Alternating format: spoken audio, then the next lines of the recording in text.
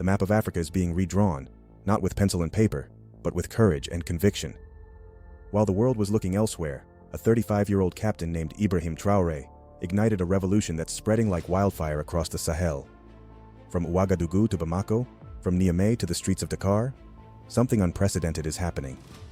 African leaders are saying enough to decades of exploitation, and this time, they mean it. But this isn't just another coup story. This is the story of a continent finally breaking free from chains that were never supposed to be permanent. And at the center of it all stands a young man who survived an assassination attempt and responded by building an arms industry. Captain Ibrahim Traoré isn't just changing Burkina Faso. He's showing Africa what true sovereignty looks like. Picture this. It's a quiet evening in Ouagadougou when suddenly, gunfire erupts. Another assassination attempt against Captain Ibrahim Traoré, Burkina Faso's revolutionary leader. But here's what makes this story different. Instead of retreating into a bunker or tightening his security detail like so many African leaders before him, Traoré did something that shocked both his allies and enemies. He accelerated. Within days of the attempt on his life, Captain Traoré announced one of the most audacious plans in modern African history. Burkina Faso would build its own military-industrial complex. No more begging for second-hand weapons from former colonial masters. No more dependency on foreign suppliers who could cut off arms shipments the moment their interests were threatened. This wasn't just a policy decision. It was a declaration of war against dependency itself. Think about the magnitude of this moment.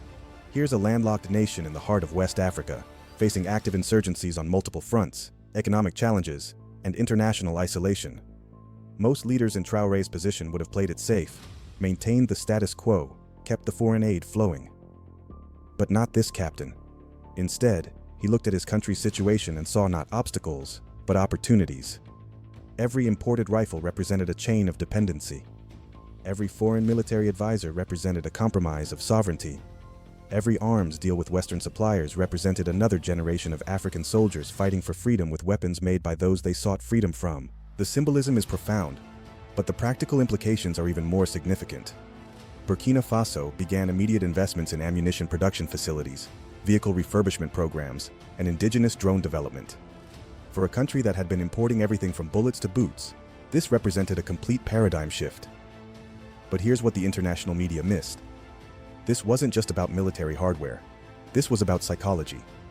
When Burkinabe citizens saw their soldiers carrying locally made weapons, something fundamental shifted in their relationship with their government.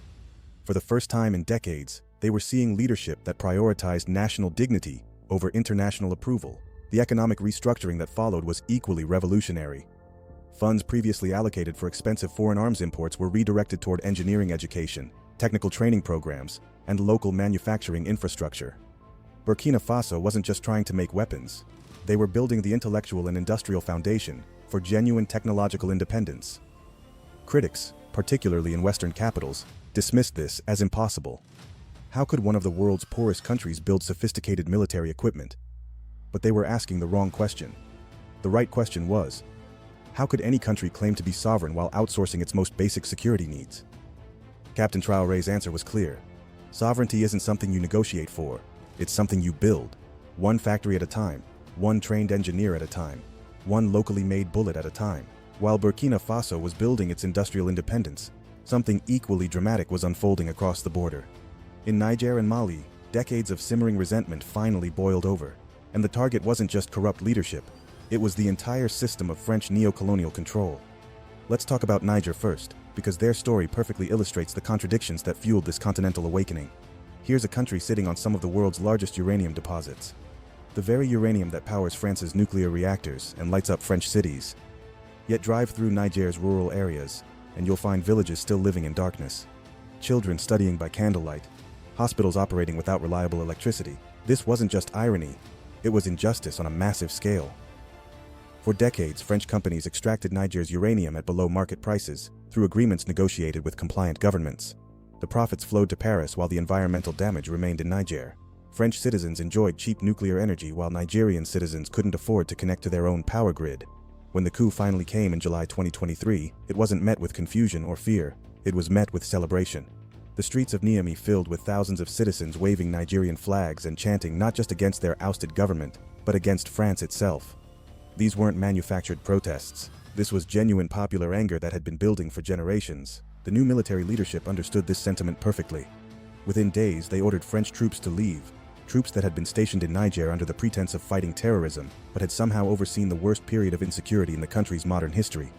The contradiction was impossible to ignore. How do you explain the presence of one of the world's most advanced militaries alongside escalating terrorist attacks? But Niger's story becomes even more fascinating when you look at Mali, where Colonel Assimi Goïta took this logic to its ultimate conclusion. In a series of explosive public statements, Goïta didn't just question French effectiveness. He accused French forces of actively enabling the instability they claimed to be fighting. Think about the implications of that accusation. Colonel Goïta was suggesting that French military intervention wasn't just ineffective, it was deliberately counterproductive. That foreign troops weren't just failing to provide security, they were actively undermining it to justify their continued presence. These weren't wild conspiracy theories from a desperate dictator.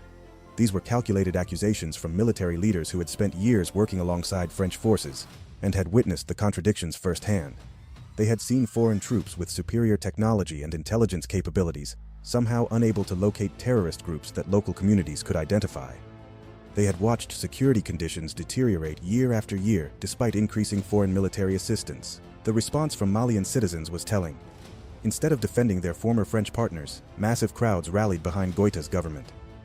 Volunteer militias formed to support national defense efforts. Youth organizations organized protests demanding complete French withdrawal. What happened next shattered decades of established diplomatic protocol. Mali didn't just ask French troops to leave, they kicked them out. Defense agreements signed in comfortable offices in Paris were unilaterally suspended. French military bases that had operated with impunity for years were suddenly unwelcome. The regional implications were immediate and profound. Across West Africa, other governments suddenly found themselves facing uncomfortable questions from their own populations. If Niger and Mali could survive without French protection, why couldn't they? If these countries could reject neo-colonial agreements, what was stopping others? This wasn't just a bilateral dispute between France and two African countries. This was a fundamental challenge to the entire post-colonial order, a system built on the assumption that African countries needed external guardianship to survive. The most significant aspect of these developments wasn't the military dimension, it was the psychological breakthrough. For the first time since independence, African populations were seeing their leaders prioritize national dignity over international acceptance.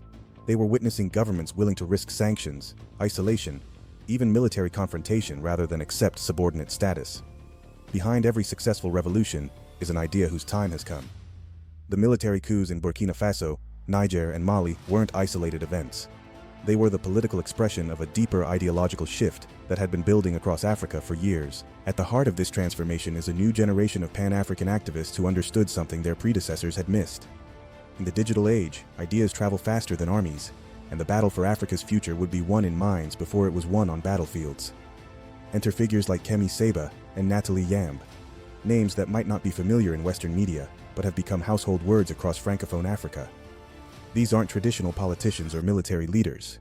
They're ideological entrepreneurs who've mastered the art of translating complex geopolitical realities into accessible, emotionally resonant messages. Kemi Seba, a French Beninese activist, has spent years building a movement around one simple but powerful idea. Africa's greatest enemy isn't poverty or disease, it's dependency.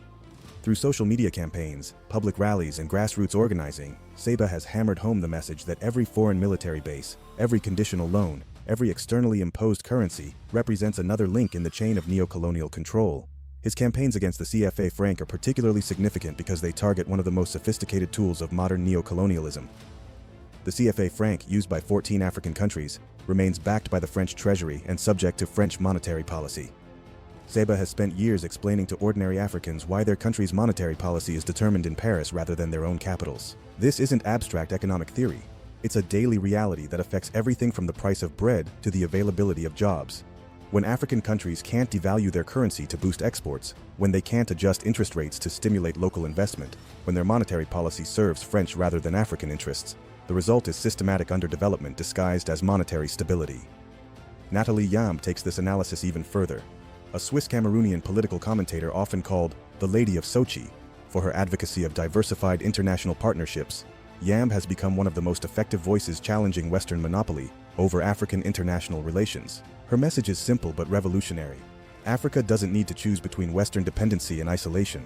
There's a third option: strategic partnerships with multiple global powers based on mutual respect, rather than historical subordination. When Yam advocates for stronger ties with Russia, China, or Turkey, she's not promoting new forms of dependency. She's arguing for African agency and choosing partners based on African interests. What makes these voices so effective isn't just their message, it's their medium. Unlike previous generations of Pan-African leaders who relied on formal political channels and diplomatic protocols, this new wave operates through digital platforms, social networks, and grassroots organizing. They speak directly to citizens, bypassing traditional gatekeepers and challenging established narratives in real time. Their influence becomes visible when you look at how military leaders like Traoré, Goïta, and Niger's General Chiani frame their actions. These aren't traditional military strongmen talking about law and order or economic development. They're using the language of liberation, sovereignty, and anti-neocolonial resistance. When Captain Traoré announces his military industrialization program, he doesn't just talk about jobs or technology transfer. He talks about breaking the chains of dependency. When Colonel Goïta expels French forces, he doesn't just cite security concerns. He talks about reclaiming national dignity. When Niger's leadership rejects Western pressure, they don't just defend their sovereignty. They position themselves as part of a continental awakening. This ideological framework transforms how citizens view these political changes.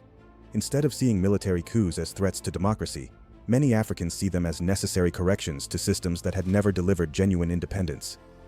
Instead of viewing international isolation as a crisis, they see it as the price of authentic sovereignty. The long-term implications of this ideological shift extend far beyond current political arrangements. You can reverse a coup, remove military leaders, even restore previous governments. But you can't easily reverse a population's fundamental change in consciousness about what sovereignty means and what independence requires. This is why Western responses focused on sanctions, diplomatic pressure, and threats of military intervention have been largely ineffective. They're trying to address political symptoms while ignoring the ideological transformation that makes those symptoms inevitable. When Western analysts search for the mastermind behind Africa's recent wave of political transformations, they're looking for familiar patterns from a bygone era. They want to find a single puppet master, perhaps a foreign intelligence service, a rogue military network, or a shadowy continental conspiracy pulling strings from behind the scenes. But this approach fundamentally misunderstands what's happening across Africa today. The search for a traditional mastermind misses the most important truth. The real architect of change is Africa itself, finally asserting agency after decades of externally managed politics. Let's examine why this grassroots explanation makes more sense than conspiracy theories. First, consider the timeline and geographical spread of these transformations. Military coups and popular uprisings have occurred across different regions, involving different ethnic groups, different colonial histories, and different economic circumstances. Yet they share common themes: rejection of foreign military presence, demands for resource sovereignty, and insistence on genuine rather than nominal independence. This pattern suggests not coordination from above, but convergent responses to similar conditions. Across the continent, populations have experienced decades of what academics call aid dependency, a system where foreign assistance comes with conditions that limit national decision-making autonomy. They've witnessed security partnerships that somehow coincide with deteriorating security conditions. They've endured development programs that enrich foreign contractors while local communities remain impoverished. The genius of this continental awakening lies not in its coordination, but in its authenticity. When Captain Traoré builds weapons factories, he's responding to genuine popular demand for military independence. When Colonel Goïta expels foreign troops, he's executing policies that enjoy widespread public support. When Niger's leadership rejects external pressure, they're representing citizens who have grown tired of external management. This popular foundation explains why international pressure has been largely ineffective. Traditional diplomatic and economic leverage assumes that African leaders care more about international approval than domestic support. But when your legitimacy comes from delivering on popular demands for sovereignty, rather than maintaining good relationships with former colonial powers, the calculus changes completely. The role of external powers, whether Russia, China, Turkey, or others, becomes clearer when viewed through this lens. These countries aren't orchestrating African political changes. They're responding to opportunities created by African-initiated shifts. When French influence declines due to African rejection, rather than external pressure, alternative partners naturally emerge to fill the vacuum. This dynamic creates what international relations theorists call a multipolar moment, a period when previously marginalized actors gain leverage by playing competing powers against each other. African leaders increasingly have options that their predecessors lacked. They can choose security partners based on effectiveness rather than historical relationships. They can select development partners based on terms offered rather than traditional obligations. The sophistication of this approach becomes evident when you examine specific policies. Burkina Faso's military industrialization program includes technology transfer agreements with multiple countries, ensuring that no single partner gains monopolistic influence. Mali's security arrangements involve regional cooperation alongside selective international partnerships. Niger's resource development strategies prioritize local processing and value-added production over raw material exports. What emerges is a picture of African agency rather than African manipulation. These are leaders making strategic choices based on national interests, supported by populations tired of subordinate status, operating in a global environment that finally offers alternatives to traditional dependency relationships. The mastermind, therefore, is not an individual or organization, but a historical moment, the convergence of African determination, global multipolarity, and generational change. It's a moment when old systems of control lose effectiveness, while new possibilities for genuine independence emerge. This analysis helps explain why traditional responses have failed. Sanctions assume that African leaders prioritize international integration over domestic legitimacy. Diplomatic isolation assumes that African countries can't survive without Western approval. Military threats assume that African populations won't support leaders who challenge external authority. All these assumptions have proven false because they're based on outdated models of African dependency rather than current realities of African agency. As we witness this continental transformation, the critical question isn't whether change is happening, it's whether these changes will lead to sustainable progress or repeat historical cycles of instability and disappointment. The early indicators are more promising than many critics acknowledge. In Burkina Faso, Captain Traoré's military industrialization program has already produced its first locally manufactured ammunition and refurbished dozens of military vehicles. More importantly, it has created technical training programs that are producing the skilled workforce necessary for genuine technological independence. But the significance extends beyond hardware production. Burkina Faso's approach represents a fundamental shift in how African countries think about development. Instead of focusing on agricultural exports or raw material extraction, the traditional paths recommended by international development institutions, they're prioritizing industrial capacity and technological capability. This isn't just economic nationalism, it's strategic thinking. Countries that control their own defense production can't be easily pressured through arms embargoes. Nations that develop indigenous technological capabilities can adapt and innovate rather than remaining dependent on foreign expertise.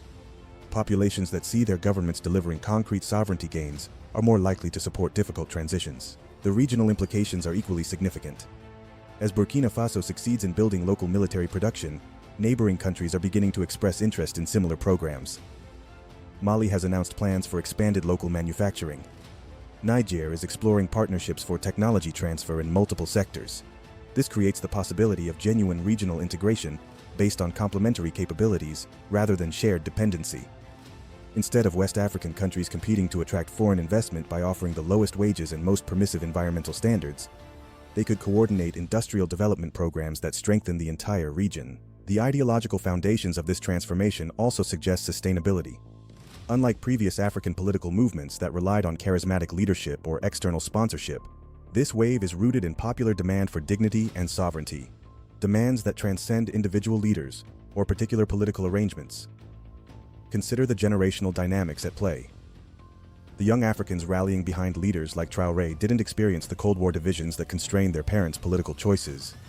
They don't remember when challenging Western authority seemed impossible, or when alternative partnerships were unavailable.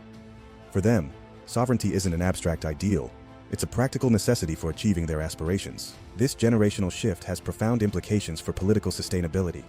Even if current military leaders were removed tomorrow, the populations that support them would likely demand similar policies from any successor government.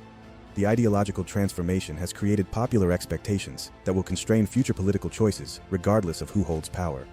However, significant challenges remain. Building industrial capacity requires sustained investment, technical expertise, and stable institutions, all difficult to maintain during political transitions. Creating alternative international partnerships without falling into new forms of dependency requires sophisticated diplomatic capabilities that take time to develop. Perhaps most importantly, these countries must demonstrate that sovereignty can coexist with prosperity. If military independence comes at the cost of economic development, or if political autonomy leads to international isolation that hurts ordinary citizens, popular support could erode quickly. The test will be whether leaders like Traoré can institutionalize their innovations, creating systems and processes that outlast individual personalities. Military industrialization programs need to evolve into sustainable civilian industries. Anti-neocolonial rhetoric needs to translate into concrete improvements in living standards.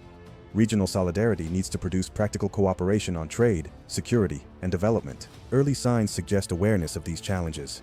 Burkina Faso's military programs include civilian applications and job creation components.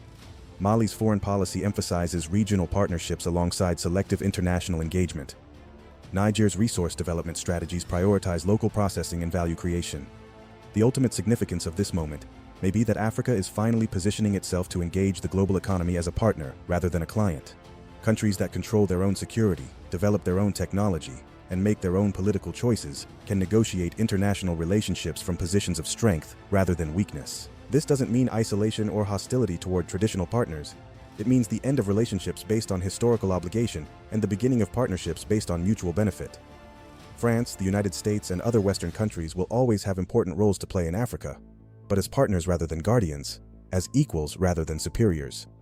What we're witnessing across the Sahel isn't just another cycle of military coups or political instability.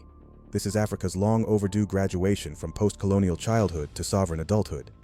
And at the center of this transformation stands Captain Ibrahim Traoré, not as a dictator or strongman, but as a symbol of what becomes possible when African leaders finally decide to put African interests first. The assassination attempt that was meant to silence Traoré instead amplified his message across the continent.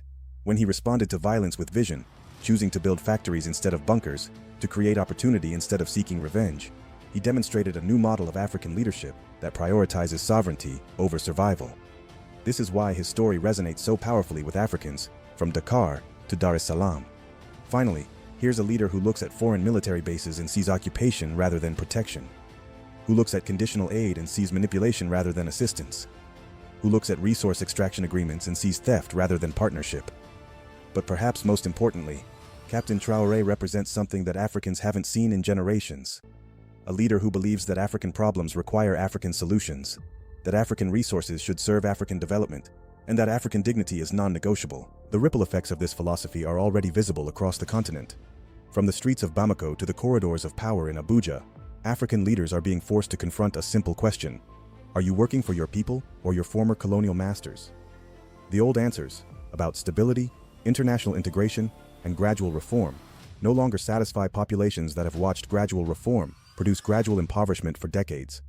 They want leaders who can deliver what Traoré has delivered: concrete progress toward genuine independence. This doesn't mean the path ahead will be easy. Building sovereignty is harder than maintaining dependency. Creating indigenous capabilities requires more effort than importing foreign solutions. Standing up to international pressure demands more courage than accepting subordinate status. But for the first time in decades, Africa has leaders willing to pay that price, and populations ready to support them in paying it. The question isn't whether this transformation will continue. It's whether the rest of the world is prepared for an Africa that no longer asks for permission to act in its own interests.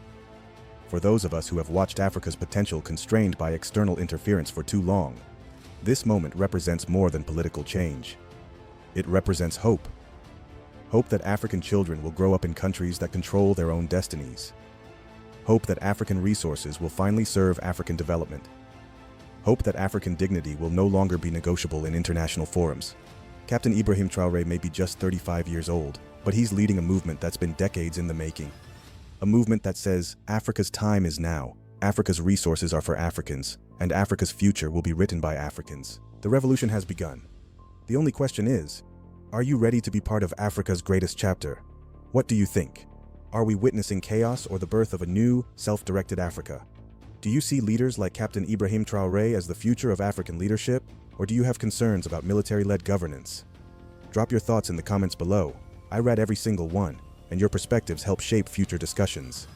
If this analysis resonated with you, hit that like button and share this video with someone who needs to understand what's really happening in Africa today. And if you want to stay informed about Africa's transformation, the stories mainstream media won't tell you, the leaders they don't want you to know about, and the movements they hope you'll ignore, subscribe to this channel and ring that notification bell. Because Africa's story is finally being written by Africans, and you deserve to hear it directly from the source. Until next time, stay informed, stay proud, and remember, Africa Rising isn't just a slogan, it's a reality that's changing the world, one sovereign decision at a time.